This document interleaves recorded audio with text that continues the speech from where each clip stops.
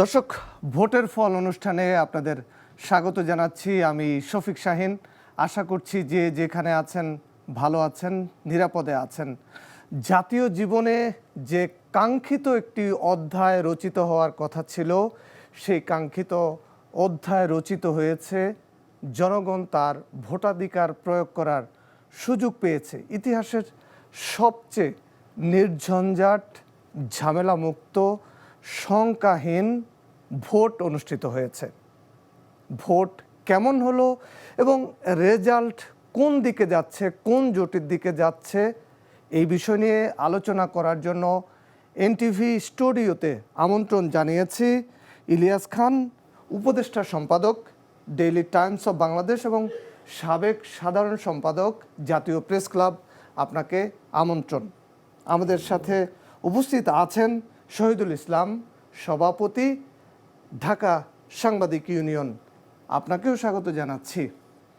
আমি ইলিয়াস খানকে দিয়ে শুরু করতে চাই। জনাব ইলিয়াস খান, মাঠের সাংবাদিক, সারাদিনের ভোটের চিত্রটা কেমন দেখলেন?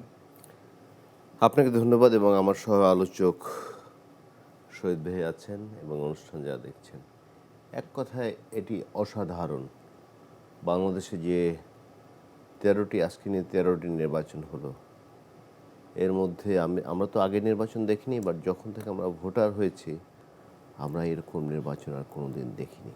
আমি যে কেন্দ্রটিতে ভোট দিয়েছি একদম 100% নিয়ম মেনে সবাই ভোট দিতে এসেছে। এটি কারণও আছে। আপনি জানেন যে দীর্ঘদিন মানুষ ভোট দিতে পারেনি। ভোট কিন্তু এবার একটা উৎসবে পরিণত হয়েছে। আপনি সেই রাজধানীতে লক্ষ্য করেছেন, রাজধানী কিন্তু ঈদের চেয়েও বেশি খালি হয়ে গেছে। যাদের বাড়ি গ্রামে এবং যারা গ্রামে ভোটার, তারা সবাই কিন্তু গ্রামে চলে গেছে এবং অনেক ক্ষেত্রে 3-4 গুণ ভাড়া দিয়ে। একটু প্রতিবন্ধকতাও ছিল। ধরুন স্বল্প আয়ের মানুষ যারা, তারা যখন ঈদে বাড়ি যান তখন তারা বোনাস পান বা কোনো আত্মীয় স্বজনের কাছ থেকে কিছু টাকা পান অনেক সময়। বাট এবার কিন্তু এই সুযোগ ছিল না। কিন্তু তারপরে তারা 2-3 গুণ ভাড়া দিয়ে বাড়িতে গেছেন। এবং নিশ্চয়ই আপনি দেখেছেন যে বিশেষ করে পদ্মা ব্রিজ শুরুর পরে এই যে সদরঘাট, যে আমাদের সদরঘাটের লঞ্চ স্টেশনে কোনো মানুষ থাকতো না, কোনো মানুষ যাতায়াত খুব কম করতো, 1-2টি লঞ্চ চলতো। কিন্তু গত কয়েকদিন ধরে এতে উপচে পড়া ভিড় ছিল, মনে হয় যেন ঈদ। আমি এই কারণে বললাম যে মানুষের এই যে আগ্রহ, এই যে নির্বাচনে যে পাঠানো হয়েছিল সেটি যে আবার ফিরে এসছে, সেই জন্যই তারা ভোট দিতে গিয়েছিলেন। এবং ভোট এক কথায় চমৎকার হয়েছে। এবং সবচেয়ে বড় দিক হচ্ছে, যারা দীর্ঘদিন ফ্যাসিস্ট বিরোধী আন্দোলন করেছে, স্বৈরাচার বিরোধী আন্দোলন করেছে, সব দলগুলো কিন্তু বিভিন্ন জায়গায় আসন পেয়েছে। এটি খুব পজিটিভ দিক। ধরুন বিএনপি, জামায়াত, নতুন গঠিত দল এনসিপি, বিভিন্ন জোটে জয়েন করে, যেমন দেখলাম যে গণ অধিকার পরিষদে পেয়েছে, অনেকে স্বতন্ত্র হয়েছেন। এবার একটা আমরা যে আশা করতে চাই, একটি ইনক্লুসিভ পার্লামেন্ট হবে এবং এই পার্লামেন্ট বাংলাদেশকে একটি নতুন বাংলাদেশ, দুর্নীতিমুক্ত, মানবাধিকার লঙ্ঘনকারী রাষ্ট্র যাতে না হয়, সেটি টাকা যাতে পাচার না হয়, সব বিষয়ে এই পার্লামেন্ট কাজ করবে বলে আমি মনে করি। আমরা একটা চমৎকার পার্লামেন্ট পেয়েছি এবং এই সুযোগে যারা নির্বাচিত হয়েছেন, যখন আমরা এই অনুষ্ঠান শেষ করব, এর মধ্যে বোধহয় আমরা সব রেজাল্ট পেয়েও যেতে পারি। তাদের সবাইকে অগ্রিম অভিনন্দন। ধারণা করছি ভোটের ট্রেন্ডটা কেমন দেখলেন? কি ধরনের ভোটার উপস্থিতি লক্ষ্য করলেন? কোন কোন এলাকায় ভোটের চিত্র কেমন? তো ধন্যবাদ প্রথমে আপনাকে, আপনার মাধ্যমে এনটিভির দর্শকদেরকে, সহ আলোচক জনাব ইলিয়াস খান ভাইকে। তো ভোটের ট্রেন্ড কেমন দেখলেন যে প্রশ্ন করলেন, আমি এর আগে একটু ইলিয়াস খান ভাইয়ের সাথে আরেকটু অ্যাড করে দিতে চাই। সেটি হচ্ছে যে দেখুন, যে ভোটটি আজকে হলো, আমরা যেটিকে বলছি যে উৎসবমুখর পরিবেশে ভোট হয়েছে দীর্ঘ 16 বছর পরে, যেটি অত্যন্ত প্রত্যাশিত ছিল বাংলাদেশের মানুষের জুলাই বিপ্লবের পরে। কিন্তু এই ভোটটি নিয়ে কিন্তু নানা ধরনের শঙ্কা সংশয় ছিল। দেখুন আপনি যে এই ভোটটি অনুষ্ঠিত হবার আগের দিন পর্যন্ত যে ভোট কি হবে কি না, এটা নিয়ে নানা শঙ্কা মানুষের মনে ছিল। আমরা যেখানেই যেতাম, টকশোতে আসলে সবাই প্রশ্ন করতো ভোট কি নির্দিষ্ট সময় হবে। তো আমরা তখন বলতাম যে যেহেতু অন্তর্বর্তীকালীন সরকার একটি ভোটের স্কেজুয়াল ডিক্লেয়ার করেছে, আমরা তাদের উপরে আস্থা রাখি। তো এবং সেই সন্দেহ সংশয় কাটিয়ে আজকে একটি ভোট অনুষ্ঠিত হয়েছে। এই ভোটটি কেমন হয়েছে, ভোটার উপস্থিতি কেমন ছিল, সেটি যদি আমি বলি যে যদি এক কথায় বলতে চাই যে হ্যাঁ, ভোটটি ভালো হয়েছে। কিছু ঘটনা তো ঘটেছে, বিভিন্ন জায়গায় কিছু অভিযোগ আসছে, কিছু জায়গায় কিছু সেন্টারে কিছু কিছু বুথ দখল করে সেখানে কিছু ভোটের সিল মারার চিত্র আমরা দেখেছি। বেশ কিছু জায়গায় গণ্ডগোল হয়েছে, সেগুলোও দেখেছি। তারপরে আমি বলবো যে একটি অংশগ্রহণমূলক নির্বাচন হয়েছে এবং এই নির্বাচনটি আমাদের বাংলাদেশের ইতিহাসে আমি বলবো যে একটি নজির সৃষ্টিকারী একটি ইলেকশন সেটি হয়েছে। তো সেখানে ভোটার উপস্থিতি আমার মনে হয় তো এক কথায় যদি বলি যে ভোটার উপস্থিতি উল্লেখযোগ্য ছিল। আমরা সকাল থেকে দুপুর পর্যন্ত দেখেছি যে যথেষ্ট পরিমাণ ভোটার উপস্থিতি ছিল। দুপুরের দিকে একটু হালকা হলেও তো সকালের দিকে এই উপস্থিতিটা বেশ আশাব্যঞ্জক ছিল। তো সেখানে আমার মনে হয় যে দেখুন যে ভোটাররা কিছু কিছু এলাকা আছে যেখান থেকে ভোটাররা দূরে চলে গিয়েছে, কিছু ভোট কেন্দ্র পরিবর্তন হওয়ার কারণে কিছু ভোটার আসেনি, এরকম কিছু তথ্য আমাদের কাছে এসছে। তো সব মিলে আমি বলবো যে যে উপস্থিতি ছিল এটি এক কথায় ভালো উপস্থিতি ছিল। তো আর ভোটারদের যেই ট্রেন্ড, তো সেটি আমি বলবো যে নতুন বাংলাদেশে একটি গণতান্ত্রিক পরিবেশ এদেশের মানুষের প্রত্যাশিত ছিল ভোটারদের কাছে। তো তারা ভোট প্রয়োগ করেছেন। তো সেই ভোটের মধ্য দিয়ে তাদের প্রতিনিধি নির্বাচিত করেছেন। এখন আপনি প্রশ্ন করতে পারেন যে যেই সংসদটি আসছে সামনে, যে ধরনের আসন যে রাজনৈতিক দলগুলো পেয়েছে, একটু ইলিয়াস খানের কাছে যাই। আমি একটু শেষ করে দেই। যেই আসনগুলো যারা যে পরিমাণে আসন পেয়েছে, যেটি ইলিয়াস খান ভাই বলেছে যে একটি আমি মনে করি যে সামনের যে সংসদটি আসবে এটি একটি অংশগ্রহণমূলক সংসদ হবে এবং একটি জাঁকজমকপূর্ণ সংসদ আমরা প্রত্যাশা করি, যে সংসদের মধ্য দিয়ে বাংলাদেশের ভবিষ্যৎ গণতন্ত্র একটি রাষ্ট্র বিনির্মাণের জন্য যে সংসদ ভূমিকা রাখবে। দেশের যেই অতীতের যে কালচার, পেশি শক্তির কালচার, এরপরে দেশের যে দুর্নীতিতে বারবার আমরা চ্যাম্পিয়ন হয়েছি, আমাদের সামনের যে গণতান্ত্রিক বাংলাদেশ এবং একটি দুর্নীতিমুক্ত বাংলাদেশ গঠনের জন্য এই সংসদ ভূমিকা রাখবে। সেই সংসদের কাছে সেই প্রত্যাশা আমরা রাখবো এবং সেরকম একটি সংসদ গঠিত হবে, এটি আমার প্রত্যাশা। জি, ইলিয়াস খান, আমরা দেখলাম যে বিএনপি থেকে আশঙ্কা করা হলো যে ভোটের ফলাফল যেন প্রকাশে দেরি করা না হয়, তাহলে জনমনে একটা শঙ্কা তৈরি হবে। কিছুক্ষণ আগে 11 দলীয় জোট নেতা জামায়াতের আমির ডক্টর শফিক তিনি বলেছেন যে ভোটের ফল হঠাৎ করে বাড়িয়ে দেওয়া হয়েছে, যেখানে 10টা 12টা ছিল, 40টা 50টা 60টা পর্যন্ত দেখানো হচ্ছে, 80টা পর্যন্ত দেখানো হচ্ছে। এই যে দুই পক্ষের এই যে অভিযোগ, কি বলবেন? অভিযোগে আমি মনে করি দু দলেরই কোনো বাস্তবতা নেই আমি মনে করি। কারণ বিএনপি যেটি বলেছে যে ভোটের ফল যেন দেরিতে প্রকাশ করা না হয়, দেরিতে প্রকাশ করলেন না। জামাতের আমির সাহেব তিনি যেটি বলেছেন যে হঠাৎ করে রেজাল্ট বেশি প্রকাশ করা হচ্ছে, দেরি তো হবেই। এখন তো রেজাল্ট পাঠাতে সময় লাগে না, খুব দ্রুত পাঠানো সম্ভব। শুধু এগুলো রাজনৈতিক বক্তব্য। বাট দুই দলই কিন্তু বলেছে, আমি আজকে জামাতের মিডিয়া সেলের যিনি প্রধান তার বক্তব্য শুনেছি, তিনি কিন্তু বলেছেন যে এত সুষ্ঠু ভোট বাংলাদেশে কখনো আমরা দেখিনি এবং বিএনপির পক্ষ থেকেও বলা হচ্ছে সুষ্ঠু ভোট হয়েছে। এবং আমরা তো আপনি যেটি বললেন আমরা মাঠে ঘাটে চলেছি, আজকে আমি অনেকগুলো কেন্দ্রে গিয়েছি, আমার গ্রামের বাড়িতে গিয়েছিলাম, সেখানে দেখেছি, ঢাকায় দেখলাম, আবার ঢাকায় ফিরে দেখলাম কেন্দ্রগুলো একদম কি বলে যে সুষ্ঠুভাবে সুষ্ঠু অবাধ ভোট বলতে যা বুঝায় সেটি কিন্তু আমরা দেখেছি। শহীদ ভাই বলেছেন টুকটাক ত্রুটি বিচ্যুতি ছিল, এটা তো ভাই একদিনে তো সব কিছু শেষ হয়ে যাবে না, সুতরাং বাট আমরা চাই এটিও শেষ হোক, আমাদের সেই প্রত্যাশা। মানুষ কত বঞ্চিত হয়েছে, মানুষ ভোট দিতে গিয়েছে, দেখে যে ভোটটা নাই, বা বলা হয়েছে ভোট দিতে যাবেন, এই কালচার তো আমরা দীর্ঘ 15 বছর আমরা দেখেছি। আমরা তো শুধু পার্লামেন্ট নির্বাচন না, জাতীয় সংসদ নির্বাচন না, আমরা তো স্থানীয় সরকার নির্বাচনে ভোট দিতে পারিনি, আমরা তো ট্রেড বডি নির্বাচনে ভোট দিতে পারিনি, প্রফেশনাল বডি নির্বাচনে ভোট দিতে পারেনি মানুষ। আর নিশ্চয়ই আপনার সেই আক্ষেপ তো আমাদের ঘুচলো। এখন জি, কি আমরা একটু নির্বাচন কমিশনে যাই, সেখানে ফলাফল ঘোষণা করছে নির্বাচন কমিশন, আমরা একটু সেখান থেকে ঘুরে আসি।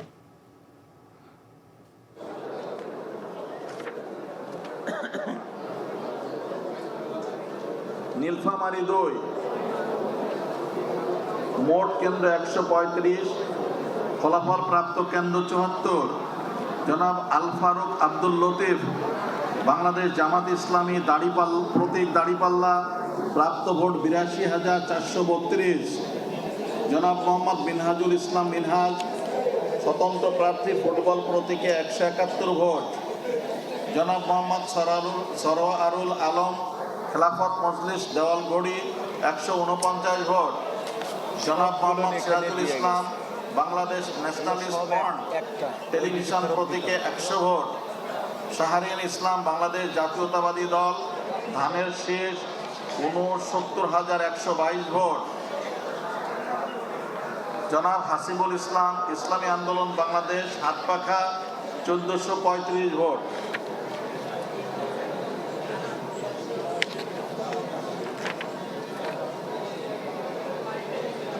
ঠাকুরগাঁও 1, মোট ভোট কেন্দ্র সংখ্যা 186, ফলাফল প্রাপ্ত কেন্দ্র 42। জনাব দেলোয়ার হোসেন, বাংলাদেশ জামায়াতে ইসলামী, প্রতীক দাড়িপাল্লা, প্রাপ্ত ভোট 32,154। জনাব মির্জা ফখরুল ইসলাম আলমগীর, বাংলাদেশ জাতীয়তাবাদী দল, ধানের শীষ, প্রাপ্ত ভোট 49,236। জনাব মোহাম্মদ খাদেমুল ইসলাম, ইসলামী আন্দোলন বাংলাদেশ, হাতপাখা, প্রতীকে পেয়েছেন 928 ভোট। তুমি আসলে উঠবো।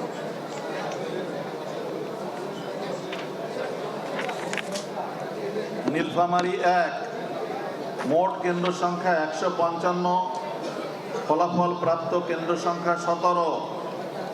জনাব জেবেল রহমান গানি, বাংলাদেশ ন্যাশনাল আওয়ামী পার্টি, গাভী প্রতীকে 383 ভোট পেয়েছেন। জনাব মাওলানা মোহাম্মদ মঞ্জুরুল ইসলাম, জমিয়তে উলামায়ে ইসলাম বাংলাদেশ, খেজুরগাছ প্রতীকে পেয়েছেন 13,591 ভোট।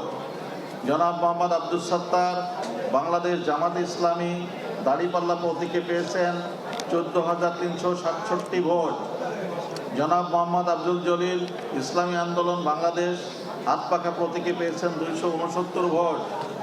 জনাব মোহাম্মদ তসলিম উদ্দিন, জাতীয় পার্টি, লাঙ্গল প্রতীকে পেয়েছেন 1971 ভোট। জনাব মোহাম্মদ মখদুম আজম মাশরাফি, জাতীয় পার্টি জেপি। জি, আমরা উত্তরবঙ্গের কয়েকটি আসনের আমরা ফলাফল শুনলাম। উত্তরবঙ্গ এখনো এবং দক্ষিণ পশ্চিমবঙ্গ, জি, দক্ষিণ পশ্চিমবঙ্গ এতে এখনো জামাত ইসলামী চূড়ান্ত না। অনেক আসন পেয়েছে, বিশেষ করে খুলনা, বিশেষ করে সীমান্ত বেল্ট, যেটি যশোর, খুলনা সীমান্ত বেল্ট না, তাও কাছাকাছি, যে সাতক্ষীরা, অনেক আসন তারা পেয়েছে। এবং আমরা তো জানি যে তাদের আসন সংখ্যা অনেক বেড়েছে। শেষ পর্যন্ত কত হয় আমরা জানি না, বাট আমরা তো ধারণা করতে পারি প্রায় 100 বা 100 বেশিও হতে পারে। এটি বিরাট বিজয়। মুক্তিযুদ্ধের পর যতগুলো নির্বাচনে জামাত অংশগ্রহণ করেছে, এত বেশি আসন তো আগে পায়নি। যদিও অনেকে বলে যে আওয়ামী লীগ মাঠে নাই, এই জন্য পেয়েছে, বাট বাস্তবতা হচ্ছে তারা তো পেয়েছে। এবং অনেক তরুণও নির্বাচিত হয়ে এসেছে। এবং এই পার্লামেন্টে আরেকটি ভালো দিক হচ্ছে যে এই যে 5ই আগস্ট যে আন্দোলন হয়েছে, বাংলাদেশে গণ অভ্যুত্থান হয়েছিল, আমি বিএনপি জামাতকে ক্রেডিট দিব, বাট চূড়ান্ত আঘাতটি যারা করেছে তরুণ সমাজ, ছাত্র সমাজ, তাদের বেশ কয়েকজন জিতে এসছে। তারা পার্লামেন্ট কিন্তু কি বলে সরগরম রাখতে পারবে না। আমি একটি কথা সব জায়গায় বলি, রাজনীতিবিদরা আগে যেভাবে চলতেন, আগামী দিন সেভাবে চলা একটু কঠিন। কারণ এই যে তরুণ শিক্ষার্থী যারা, যাদের বয়স 17 থেকে 27 ছিল, যারা আন্দোলনটি করেছে, তাদের দৃষ্টি কিন্তু রাজনীতিবিদদের উপর সবসময় থাকবে, তারা কি করছে না করে। এবং এটি একটি বড় উদাহরণ কিন্তু, কারণ শেখ হাসিনা যেভাবে গুছিয়েছিলেন সব কিছু, তার তার বক্তব্য গুছিয়েছিলেন আর্মি, প্রশাসন, তাকে নামানো কিন্তু অনেক কঠিন ছিল। যিনি কথা বলতেন তাকেই গুম করতেন, বা তার নামে শয়ে শয়ে মামলা দিতেন, বা কি বলে আরও নানাভাবে হেনস্থা করতেন। তারপর কিন্তু তিনি টিকতে পারেনি। একটি পর্যায়ে কিন্তু আমাদের মনে হয়েছিল যে উনি আর আমি দীর্ঘদিন প্রেস ক্লাব ছাড়া আন্দোলন করেছি, আমরা অনেক কিছু সাফার করেছি, বাট একটা পর্যায়ে অনেকেই কিন্তু মনে করেছেন যে এই দুর্নীতি শাসন বুঝি শেখ হাসিনার জীবদ্দশায় শেষ হবে না, কিন্তু হয়েছে। কিন্তু এই তরুণরা পার্লামেন্টেও এবং গিয়েছে। প্রচন্ড বাজেভাবে হয়েছে। এটা তো আমি সব জায়গায় বলে, স্টুডিওতে অনেকবার বলে গেছি, এই ভূখণ্ড থেকে দুজন পালিয়ে গেছেন সরকার প্রধান। একজন হচ্ছে লক্ষণ সেন 800 বছর আগে, আর এবারে শেখ হাসিনা গেলেন। তিনি যাওয়ার আগের দিন তিনি বলেছিলেন যে শেখ মুজিবের মেয়ে পালিয়ে যায় না। তিনি যেভাবে পালিয়েছেন এই ভূখণ্ড থেকে, লক্ষণ সেন পিছনের দরজা দিয়ে পালিয়েছিল, আমরা সবাই জানি। তার পালানোটা আরও কি বলে যে এর চেয়ে আর কীভাবে আর বলবো আমি, পুরো পরিবার নিয়ে তিনি পালাতে বাধ্য হয়েছেন, যে আত্মীয় স্বজন নিয়ে পালাতে বাধ্য হয়েছেন, এরকম। এবং একই সঙ্গে বাইতুল মোকার ইমাম পালিয়েছেন, প্রধান বিচারপতি পালিয়েছেন, এরকম উদাহরণ অনেক দিতে পারবো। বিশ্ববিদ্যালয় ভিসিরা পালিয়েছেন। এটি কিন্তু এই ভূখণ্ডে, শুধু এই ভূখণ্ডে না, আপনি এই পুরো উপমহাদেশেও না, পৃথিবীর ইতিহাসে কোথাও আছে বলে আমার কিন্তু জানা নেই। এবং আমরা একটু শহীদুল ইসলামের কাছে যাই। শহীদুল ইসলাম, আগে আমরা দেখতাম যে জামাত নির্দিষ্ট কিছু আসনে তারা ভোট পায় বা নির্বাচিত হয় কয়েকটি জেলায়। এবার দেখলাম যে সেন্ট্রাল থেকে শুরু করে সমগ্র বাংলাদেশে তাদের আসন পাওয়ার সমীকরণটা উপরের দিকে। দেখুন, হ্যাঁ, নির্দিষ্ট একটি জায়গায় তো একটি রাজনৈতিক দল, যেহেতু তারা সারা দেশে রাজনৈতিক কর্মকাণ্ড পরিচালনা করে এবং বিগত জুলাই বিপ্লবে তাদের একটি বড় ভূমিকা ছিল। দীর্ঘ 16 বছরে শেখ হাসিনার শাসন আমলে তারা যে নির্যাতনের শিকার হয়েছে, নিষ্পেষণের শিকার হয়েছে, কিন্তু তারা এই নির্যাতন নিষ্পেষণের শিকার হয়ে তাদের যে আন্দোলনটি অব্যাহত রেখেছে, যার কারণে মানুষের মধ্যে তাদের ব্যাপারে যে আস্থা তৈরি হয়েছে, সেই আস্থার একটা প্রতিফলন আছে। তো আপনি আগে একটু যেতে চাই যে এবারের নির্বাচনের বিষয়টা নিয়ে কথা বললেন। তো আমরা দেখলাম যে রাজনৈতিক দলগুলো তাদের স্ব জায়গা থেকে যখন নির্বাচনী প্রচারণা চালাচ্ছেন, নির্বাচনী কাজ করতেছেন, ভোট দিতে যাবেন, তো আমাদের কিছু গণমাধ্যম দেখলাম যে একটা অসুস্থ প্রতিযোগিতায় নামলো রাজনৈতিক দলগুলোর চরিত্র হনন করবার জন্য। এটি কিন্তু অত্যন্ত দুঃখজনক। এটার সাথে যে গণমাধ্যমগুলো জড়িত ছিল, এটার সাথে যে সাংবাদিকরা জড়িত ছিল, তাদের কাছে আমি বলবো তো একটু বিবেকের কাছে প্রশ্ন রাখবার জন্য, যে রাজনৈতিক দলগুলো তাদের কাজ দিয়ে, তাদের চেষ্টা দিয়ে তারা জনগণের সেবা করতে যায়, দেশের রাজনৈতিক ধারা পরিবর্তন করে দেশ শাসনের জন্য দেশ এগিয়ে যেতে চায়, দেশকে শাসন করতে চায়। তো সেইখানে যদি গণমাধ্যম কর্মীরা সেই রাজনৈতিক দলগুলোকে বিতর্কিত করবার জন্য জনগণের সামনে ভূমিকা রাখে, সেটি অত্যন্ত নিন্দনীয়। তো এরকম কিছু কাজ গণমাধ্যম দ্বারা হয়েছে আমি বলবো। আর সেক্ষেত্রে আপনি যেটি বললেন যে জামাত ইসলামের পক্ষ থেকে একটু অভিযোগ করা হয়েছে, গতকালকে আপনি দেখবেন সেখানে বলা হয়েছে যে একটি মিডিয়া ট্রায়াল হচ্ছে। মিডিয়া ট্রায়ালটি গতকালকে যে ধরনের ঘটনা ঘটেছে কিছু জায়গায়, তো সেটি তার একটি অসুস্থ প্রতিযোগিতা দেখেছি, যার কারণে এই অভিযোগটা যাতে রাজনৈতিক দলগুলো মিডিয়ার প্রতি আনতে না পারে। মিডিয়ার ভূমিকাটি আমি মনে হয় যে নিরপেক্ষ থাকা উচিত। আমরা যারা সংবাদকর্মী আছি, আমাদের জায়গা থেকেও উচিত যে আমরা যাতে বায়াসড কোনো সংবাদ পরিবেশন, কোনো কথা না বলি, যে ঘটনাগুলো ঘটে সেগুলো যাতে আমরা বলি। এটাকে বাড়িয়ে বলবার একটি প্রবণতা অনেক সাংবাদিকের মধ্যে, অনেক গণমাধ্যম মধ্যে দেখা যায়।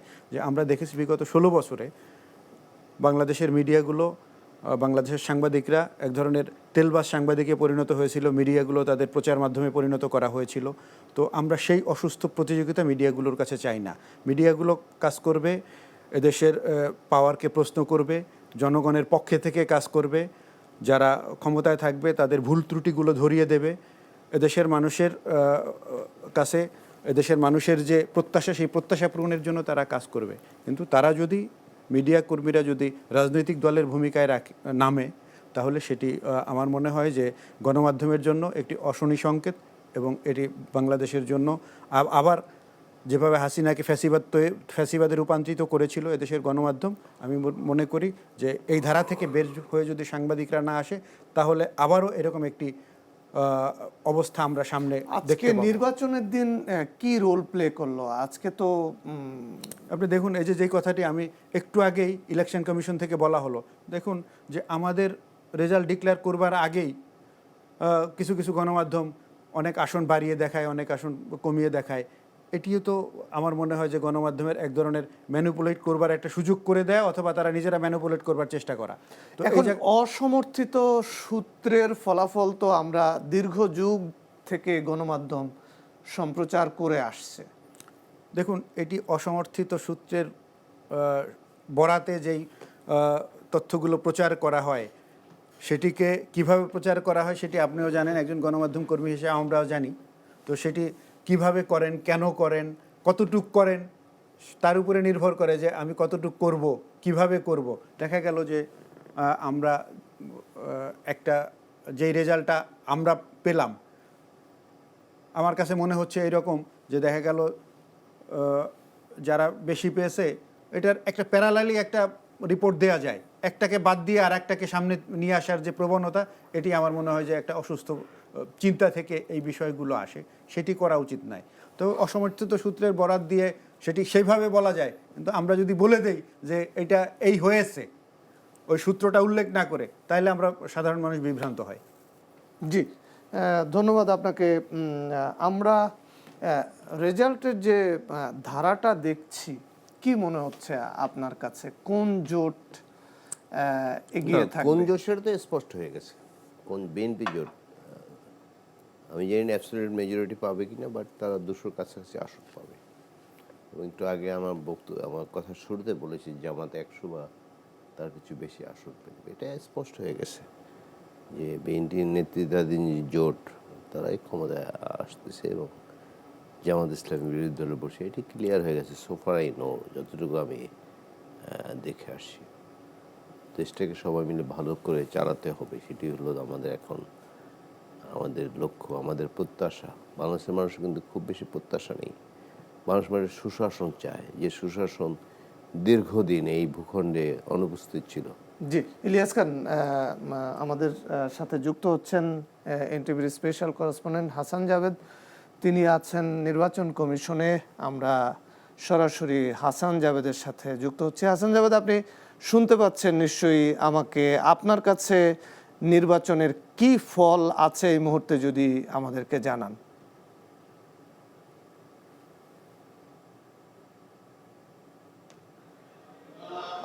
শফিক শাহীন, আজকে নির্বাচন কমিশন সচিবালয় কিন্তু 10টার দিকে চূড়ান্ত কিন্তু আপনার ফলাফল ঘোষণা করা হচ্ছে না। এখনও কিন্তু আপনার খসড়া মানে প্রাথমিক যে বেসরকারি ফলাফল সেটা কিন্তু ঘোষণা করা হচ্ছে। আপনি নিশ্চয়ই শুনতে পাচ্ছেন, এখনও কিন্তু সে ফলাফল ঘোষণা হচ্ছে। কোন কোন কেন্দ্র থেকে কয়টা আসনে কে কতটি ভোট পেয়েছে, কে এগিয়ে আছে, এইভাবে কিন্তু যাচ্ছে। এখনও কিন্তু চূড়ান্ত ফলাফল একটিও কিন্তু নির্বাচন কমিশন থেকে পাওয়া যায়নি এবং এটা পেতে কিন্তু আরও অনেক সময় অপেক্ষা করতে হবে। তবে বেসরকারিভাবে আমরা বিভিন্ন সূত্র থেকে আমাদের যে জেলা প্রতিনিধি আছে বা বিভিন্নভাবে আমরা যেই তথ্যপত্র পেয়েছি, এখন পর্যন্ত আমার হাতে যা পেয়েছি তার মধ্যে আমি বলতে পারি যে 159টি আসনের বেসরকারি ফলাফল আমি জানতে পেরেছি। তার মধ্যে 120টি আসন পেয়েছে বিএনপি, 38টি আসন পেয়েছে জামাত জোট। বিএনপির 120টির মধ্যেও কিন্তু আবার তাদের জোটের প্রার্থী আছে, আর স্বতন্ত্র প্রার্থী হচ্ছে একজন। এই স্বতন্ত্রটাকে সেটা হচ্ছে ব্রাহ্মণবাড়িয়া 2 আসনে রুমিন ফারহানা কিন্তু স্বতন্ত্র হাস প্রতীকে কিন্তু তিনি নির্বাচন করেছিলেন এবং সেখানে যে বিএনপির জোটের প্রার্থী ছিলেন তাকে পরাজিত করে তিনি নির্বাচিত হয়েছেন। আর বিএনপি জোটের আরেক প্রার্থী হচ্ছে জুনায়েদ সাকি, যিনি ব্রাহ্মণবাড়িয়া 6 বাঞ্ছারামপুর থেকে তিনি নির্বাচিত হয়েছেন মাথাল প্রতীকে। আমরা দেখেছি ঢাকা আসনে কিন্তু নাহিদ ইসলাম তিনি বাড্ডা মেরুল ওই এলাকা থেকে নির্বাচিত হয়েছেন। তারপর মির্জা আব্বাস ঢাকা 8 আসনে নির্বাচিত হয়েছেন। সেদিকে আপনার হাবিবুর রশিদ হাবিব তিনিও কিন্তু নির্বাচিত হয়েছেন, তারেক রহমান নির্বাচিত হয়েছেন। বেসরকারি ফলাফল কিন্তু এগুলি, কোনো গ্যাজেট প্রকাশ পরেই কিন্তু আসলে ফাইনাল রেজাল্ট ফলাফলটা হবে। আজকে তো 299 আসনের নির্বাচন হয়েছে, তবে এখানে আমরা দেখেছি আজকে ফলাফল ঘোষণার সময় বিএনপি, জামাত এবং এনসিপির সহ অন্যান্য রাজনৈতিক দলের নেতারাও কিন্তু এখনও তারা বসে ফলাফল শুনছেন।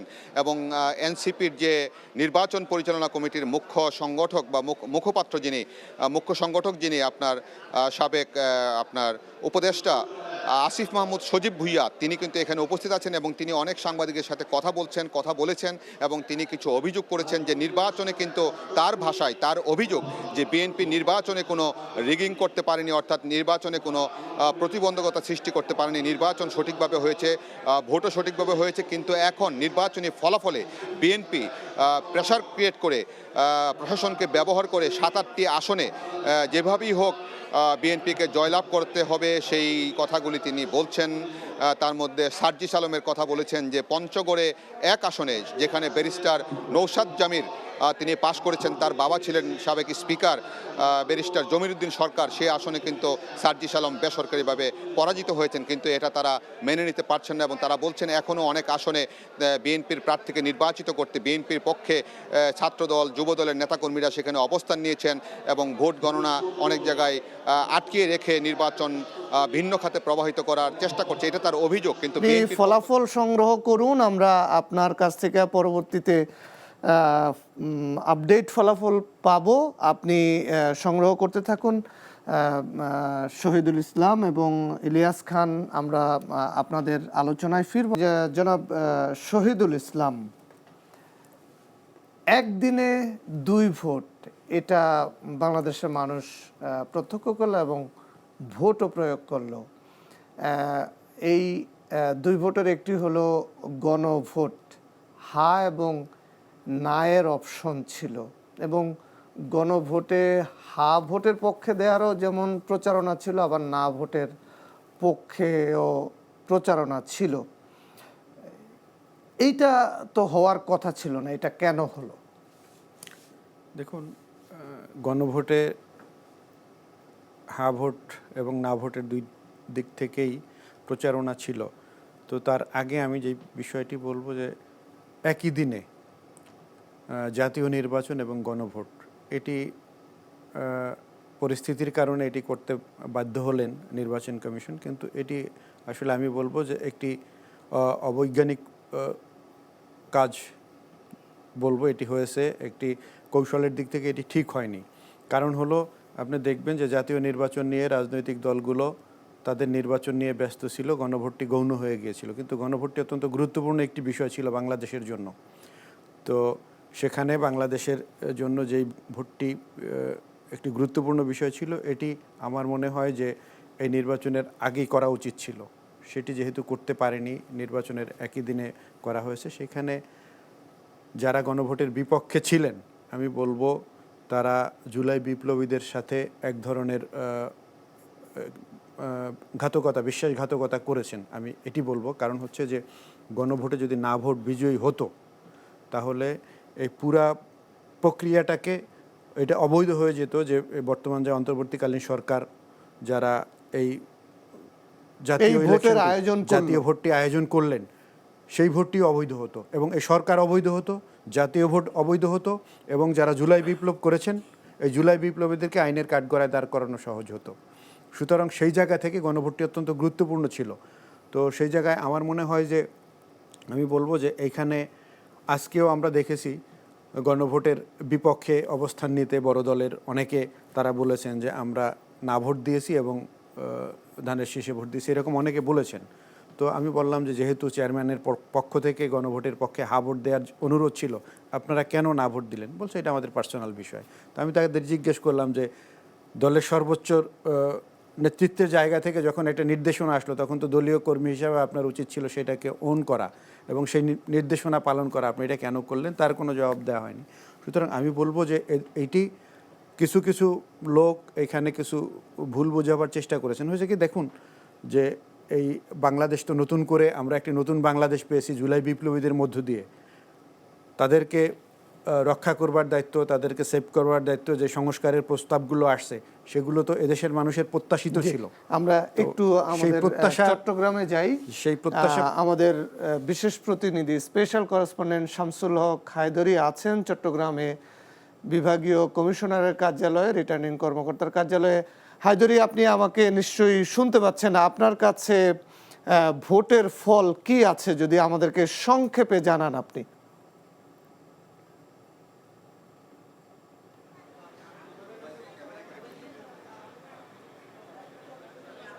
হ্যালো, হায়দরি, নিশ্চয়ই আপনি আমাকে শুনতে পাচ্ছেন। আমরা এই পর্যন্ত যেটা দেখেছি, চট্টগ্রামে 16টি সংসদীয় আসন আছে। তন্মধ্যে পরিপূর্ণভাবে পূর্ণাঙ্গভাবে মাত্র একটি আসন ঘোষণা করা হয়েছে, চন্দনাইশ, যেখানে বিএনপি বিজয়ী হয়েছে। তো টোটাল যদি আমি বলি, সেটা হচ্ছে যে 16টি আসনের মধ্যে 14টি আসনে বিএনপি এগিয়ে আছে এবং 2টি আসনে জামাত ইসলামী এগিয়ে আছে। এই 2টি আসন হচ্ছে যে সাতকানিয়া, লোহাগাড়া এবং বাঁশখালী। বাকি 14টিতে বিএনপি। তো এদিকে বিএনপির এখানকার যে আমাদের কেন্দ্রীয় নেতা আমির খসরু মাহমুদ চৌধুরী, যিনি চট্টগ্রাম 11 থেকে নির্বাচন করছেন, তিনি বেশ ভালো ভোটেই এগিয়ে আছেন। প্রায় তার প্রতিদ্বন্দ্বীর থেকে 40,000 ভোটে তিনি এগিয়ে আছেন। তবে সরকারিভাবে এখনও সেটা ঘোষণা করা হয়নি। বাকি সবগুলো 15টি আসনেই রিটার্নিং কর্মকর্তা এখনও ঘোষণা করেনি। আমরা কেন্দ্রভিত্তিক যে খবরটা আমরা নিয়েছি সেটা থেকে বলছি। এখানে আরেকটি বিষয় আছে, সেটি হচ্ছে যে চট্টগ্রাম 4 আসন, সেটি সীতাকুণ্ড আসন। সেখানে বিএনপি নেতা আসলাম চৌধুরী বিএনপির পক্ষ থেকে ধানের শেষে প্রতিদ্বন্দ্বিতা করছেন। আমরা খবর নিয়েছি তিনি বিজয়ী হবেন যদি তার ভোট পরিপূর্ণভাবে গণনা হয়, কিন্তু তিনি বিজয়ী হলেও তার ফলাফলটা এখন ঘোষণা করা হবে না। এই জন্য উচ্চ আদালতের নির্দেশে নির্বাচন কমিশন তার ফলাফল ঘোষণা স্থগিত রাখার জন্য বলেছে, ব্যাংক ঋণ সংক্রান্ত একটি মামলার কারণে। তা আর এখানে না ভোটের একটা গুরুত্ব আমরা লক্ষ্য করেছি, সেটা হচ্ছে যে আপনার সাথে যুক্ত হব, আপনি থাকুন আমাদের সাথে। ইলিয়াস খান, জি, নিষিদ্ধ ঘোষিত কার্যক্রম, নিষিদ্ধ ঘোষিত আওয়ামী লীগ একটি ক্যাম্পেইন চালিয়েছিল যে নো ভোট নো ভোট। আবার তারা গণভোটে না ভোটের পক্ষেও ক্যাম্পেইন চালিয়েছিল। এই যে এত সুন্দর একটি নির্বাচন হলো, আওয়ামী লীগ আজকে ছিল কিনা, আলোচনায় ছিল কিনা, নাকি আওয়ামী লীগ অপ্রাসঙ্গিক হয়ে গেল? অধিকাংশ জায়গায় আওয়ামী লীগের লোকজন ভোট দিতে আসেনি, খুব কম সংখ্যক আসে যদি কেউ। কারণ ধরুন যে কোন গ্রামে কে আওয়ামী লীগ করে, কে বিএনপি করে, জামাত ইসলামী করে, মানুষ কিন্তু এগুলো জানে। আওয়ামী লীগের লোকদের উপর এত ক্ষোভ, অনেকেই কিন্তু জনসমক্ষে কম আসে, বাড়িতে অবস্থান করে বা কোনো গোপন জায়গায় অবস্থান করে, তাদের বড় অংশে ভোট দেয়নি। আর না তো তারা বলবেই, তারা তো রাষ্ট্র সংস্কার চায়নি। এই রাষ্ট্রকে কিভাবে নানা অন্যায় অনিয়ম করে ক্ষমতায় টিকে থাকা যায় সেই চেষ্টা তারা করেছে, তাদের চেষ্টা শেষ পর্যন্ত ব্যর্থ হয়েছে। তাদের তো একটা কষ্টর বিষয় আছে। তারা এক ধরনের সাজানো বাগান, আমি ইচ্ছে করলে আপনাকে গুম করে ফেললাম, আমি ইচ্ছে করলে টাকা বিদেশে পাচার করলাম, আমি ইচ্ছে করলে আপনার বিরুদ্ধে 300 মামলা দিয়ে দিলাম। এগুলো তো হঠাৎ বন্ধ হয়ে গেছে। আমি যত চাঁদাবাজি করলাম হঠাৎ বন্ধ হয়ে গেছে, সেই ক্ষোভটি তাদের আছে। সুতরাং তা তো না দিতে বলবেই, এগুলো ধোপে টেকে নেয়। জি, আপনাদের দুজনকেই ধন্যবাদ জানাচ্ছি। আজকে এখন এখানেই শেষ করছি। দর্শক, আপনারা দেখছিলেন ভোটের ফল অনুষ্ঠান। আমরা পরবর্তীতে আবারও আপনাদের সাথে যুক্ত হব। এখন এখানেই শেষ করছি। ততক্ষণ আপনারা ভালো থাকুন, নিরাপদে থাকুন, ভোটের ফলের দিকে চোখ রাখুন।